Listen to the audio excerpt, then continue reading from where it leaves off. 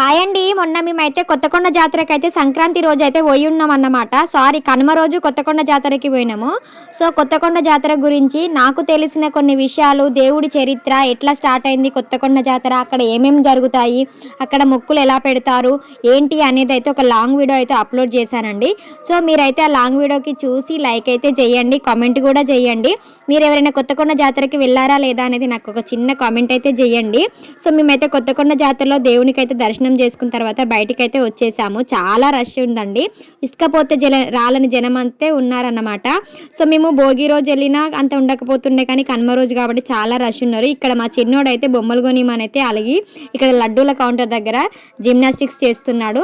మొత్తానికి బయటకు వచ్చాక వాచ్ కొనిమని అయితే అన్నారనమాట. చెరొక వాచ్ అయితే కొనిచ్చేసాము. మేము వెళ్తుంటే ఎడ్ల బండి అనేది ఒక కారుకి గుద్దుకుంది, చిన్న యాక్సిడెంట్ అయితే అయిందనమాట.